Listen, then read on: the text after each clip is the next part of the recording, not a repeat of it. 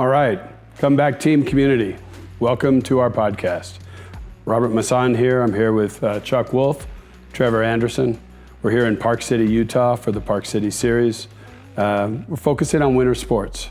This podcast is really going to be focused on the art of preparation, and we're going to skew it obviously towards winter sports. Whether you live in the mountainous region, whether you live flatland and do summer sports, it doesn't matter.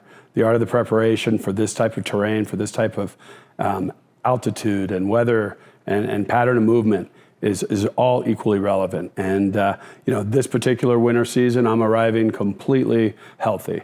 I have no knee problems, hip problems, ankle problems, shoulder, back, anything. So I had a different challenge. I came into this particular winter season with incredible enthusiasm towards doing really the sport that recreationally I love most.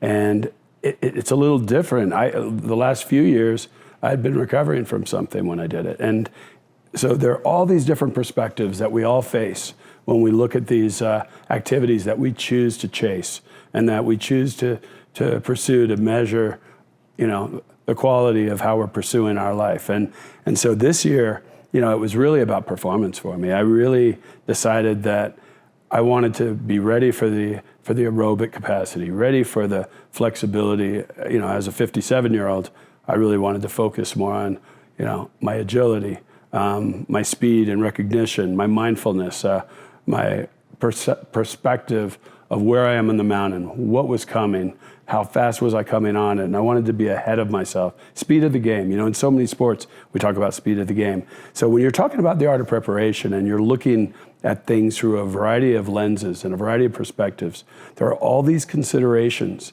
And so it was kind of nice to hit this season, not from an injury recovery goal standpoint, but from a pure performance preparation perspective.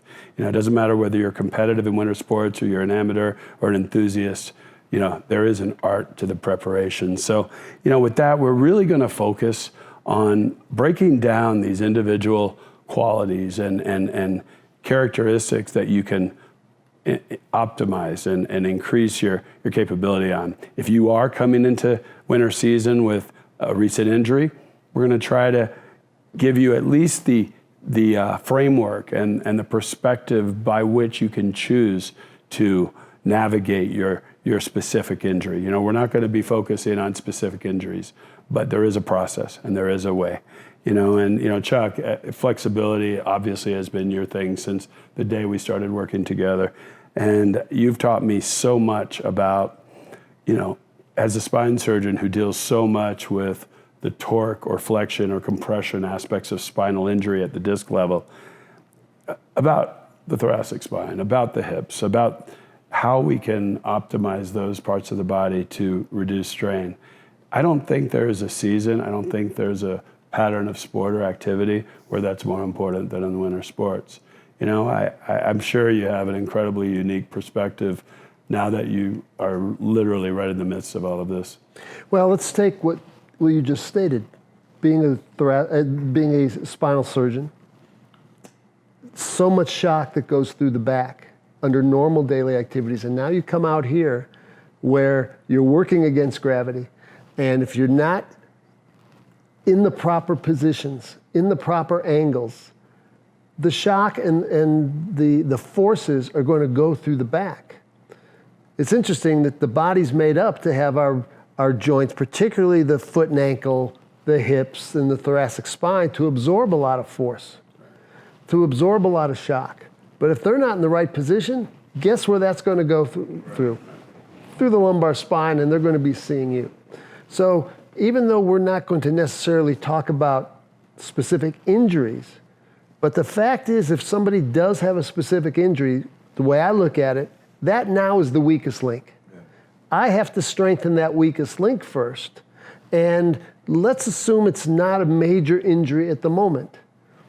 Let's strengthen it by isolating and strengthening it. But now if they're going to get ready for sport, I need a winter sport, I need to make sure that they are gaining the strength and muscle endurance first. Now, muscle endurance is higher repetitions, less weight, to gain that endurance of the tissue, but also making sure that the proper angles, that the foot and ankle is working properly, that the hip is working properly, and that's going to affect how the knee is going to be positioned. And if we do that, then we go into more of a strength phase, higher weight. And then as we gain that strength, now we start preparing for them. You're going downhill, you're in positions where the muscle tissue is constantly under tension, it's under lengthening because you're in that squat, that skier's squat position. The calf is lengthened, the hips are lengthened, the glutes lengthened, the hamstrings, the quads. I'm first going to work them in an isometric position and shifting side to side. When they gain the strength and the endurance doing that, then we have to start doing some minor jump training, because every time that they go down a hill and they hit a bump or they hit a mogul, that's a jump. And the body has to absorb those forces. We have to prepare them that way. Yeah, the biggest thing about preparation is that knowing where to start. So we talk about commitment to participation, but what if you're fully committed to participate? What if you're ready for action? You're ready to do whatever it takes, but then you don't know where to start, right? So, we want to make sure that we're providing that framework. And one of the places that I always have started with all of my athletes of any activity is stability. Their ability to balance, their ability to have a great relationship with the ground. Because once they can control the ground, not on skis, but just on their feet, 2-leg balance, single leg balance. Can they start in a standing tall position, come down, take the opposite hand, touch the toe, come back up? Now we're talking about proprioception, right? We're talking about, spatial awareness, and we're talking about being able to create and maintain the instincts necessary to know how to make those adjustments on flat ground, on solid ground, on your own 2 feet. So that stability, ultimately, we transition into dynamic stability, right? So not only are we stabilizing, maybe standing on a single leg, but maybe we're doing lateral bounds, and demanding stability on one individual side. So now you have stability and then dynamic stability. And then it lends itself to mobility. Once you have established that great foundation, that great connection with the ground, now you can start working through ranges of motion. Having phenomenal range of motion, great flexibility, great mobility with no stability, it's like building that, as they say, building that mansion on top of beach sand. It's just gonna wither away, and it's gonna set you up for injury if you're not careful. So to Chuck's point, being able to make sure that you have all of those critical aspects of stability in place. Then dynamic stability, mobility, and then functional mobility. So Chuck said, you have to be able to do activities that are specific to the activity that you're training for. So once you have that good range of motion, shoulders, hips, ankle, whatever the case may be, now how do we put that into a framework that allows us to start bridging the gap between demonstrating that level of mobility into the sport or activity that we're trying to accomplish? So that's what I call functional mobility. All right, and then ultimately, when you add that dynamic stability and functional mobility, now you've prepared that engine. You've prepared with anaerobic endurance, right? It's not just about being strong. It's about being strong for a period of time. I went out yesterday on the slopes with you, Coach, and one of the things that I noticed out of the gate was, my quads are burning, and I expected that, but my low back, on the top side, whichever side was higher on the hill, there was a little bit of compression on that side, trying to remain upright so that I didn't lean down the hill. I didn't anticipate that. I know now when I go back into my training or when I'm training my other athletes for their winter sports, I know to start to work on some of those things. So what I think is really neat is that if you're going to really train and really start being specific about your winter sports, you want to find an environment like this that can help you do that. Now, I know something that you've done recently over the last several years is you've climbed Mount Kilimanjaro in Africa. And it's something that I've always wanted to do. Did some work in the past with the Wounded Warrior Project, and I trained a bunch of people, a bunch of wounded warriors to climb up Mount Kilimanjaro. And I didn't make that trip with them. And there was a couple guys that didn't make it because their prosthetics weren't aligned properly or what have you. They had to come back down. And when they got back at the bottom, I said, you know what? I want to climb that mountain with you next time. But I need to find somebody who's actually climbed that mountain with success. And, look no further than Dr. Masson. What are the things that you said? You knew, it's not like you got a phone call and said, we need you to climb the mountain tomorrow. You knew. How did you prepare, and where did you prepare? Yeah, the Kilimanjaro thing for me was, what I alluded to earlier this year. I'm starting from a place of great health, So it's different. Well, that particular year, I was starting from a place of severe injury. I had had a severe cervical spinal cord injury with a big herniated disc that I had to earn in wakeboarding.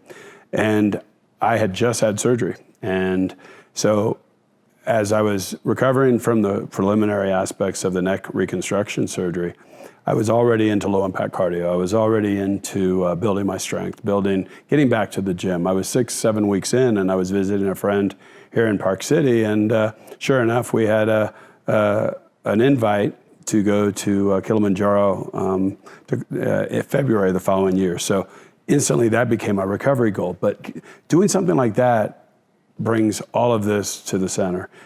Stamina, endurance, altitude training, efficiency, metabolism, rest recovery, how you navigate time and energy management, your ability to recover from one day to the next. I really took it really seriously. It was a daunting task. It's not an insignificant climb. I mean, as you start preparing, step one is you start reading about it. Whether it's climbing a mountain or skiing or snowboarding.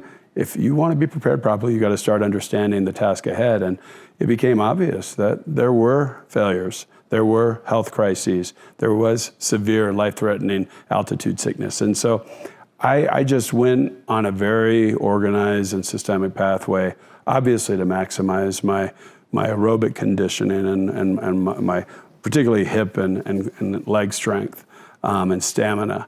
But I also started really focusing on rest and recovery, on managing my time better, on understanding that there were going to be times when I didn't want to be all in that physical journey, but I was going to have to be anyway. So the whole process was as much mental and emotional as it was physical.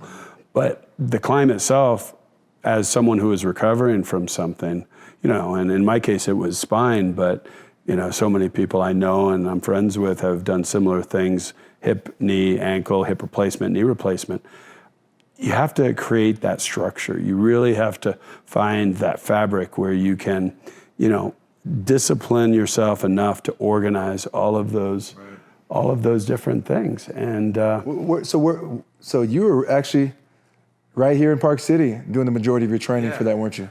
Fortunately, this is home away from home. So yeah, I had this in my back door. And I was doing altitude training, not as high as highest mountain in Africa, but I've climbed to the 9990 peak several times a week. During those weeks I would come here to prepare myself. And that process, that commitment, that it prepares you in ways you don't necessarily architect. Like, we can talk all day about specific exercises or specific stretching and flexibility patterns, but nothing is as important as commitment to habit and structure and build. Two things that come to mind that I hear that you said and one is the endurance, either musculoskeletal wise or aerobic wise, but also you had mentioned proprioception. And part of your training regimen is that we have to start with the foundation first, and that's having that stability. Let it be if it's core stability or however we define that. But you mentioned proprioception. And the thing I want people to understand is that proprioception is really improved when we go through the eccentric contraction. And eccentric contraction is the muscle under tension as it lengthens, but it goes much beyond that, because eccentric contraction is a passive reactive moment. And how you stated that you have somebody start with two-legged stance, then go to maybe a 1.5 or a one-legged stance, and then stand tall, and then can you hold that position coming downward? As they come down, those tissues are lengthening, just like you do on the slopes. But one other thing that you mentioned and that you stated when I thought of you climbing the mountain here, 9990, how level is that terrain? Unlevel. How level is Kilimanjaro? All over the place. So part of the training too is we just don't want to train on a level surface when we're doing something like this. Sometimes we want to be on an asymmetrical stance to be able to emphasize that shift and hold that position, but our bodies will become used to that positioning, and that's enhancing proprioception. So that eccentric loading is a critical part of training when we're doing incline sports, especially when we're coming downward. Well, I'm gonna tell you an interesting dynamic that I saw with the skiing. I mean, I'm a tall guy. I'm 6'6". So, we have all these old school, things that we learned when we were younger. When you're squatting, never let your knees come over your toes and all this type of stuff. And it's comical to me at this point, because how would a 6'6" guy with femurs this long ever squat with his knees never going forward over his toes? But the taller you get, the more it demands a high level of ankle mobility, which I've always prided myself on, right? Because whatever my hips can't do, my ankles have to be able to do, and vice versa. So there's that system. But what happens, Coach, when you buckle into that ski boot? You literally lose every ounce, purposefully, you lose every ounce of ankle mobility, which was one of my strong suits, which is one of the things I've always relied on as an athlete, because I've never participated in this sport. So when I start seeing what the demands of the sport are, it starts to change the way that I train. My proprioception training that I'm doing with Chuck here might be a little bit differently if I'm preparing for skiing versus preparing for, an NFL combine, you see? Now, as I learn those small steps, can you please share the terminology that you got from climbing Kilimanjaro from one of the porters that does this every single day, when the ambitious, positive, energetic Dr. Masson really wanted to get up that mountain? What was the best lesson you learned there? In Tanzanian Swahili, pole pole, slow. Yeah, the slow man hits the top of Uhuru Peak. And, there's no value to going fast. It's a journey. It's one step after another. It's a very chronic, labored, methodical event over several days, because part of the journey of Kilimanjaro is altitude adaptation. You don't expect to summit at 19,342 feet without, letting your body acclimate to that altitude. And that's a big part of the preparation phase. As we look at the pattern of steps and the pole pole, you know what it's like to climb up the stairs. Sometimes it's easier to go fast. Mm-hmm. You slow down, you're sparing your cardiovascular and pulmonary capacity, but your quads feel a different burn.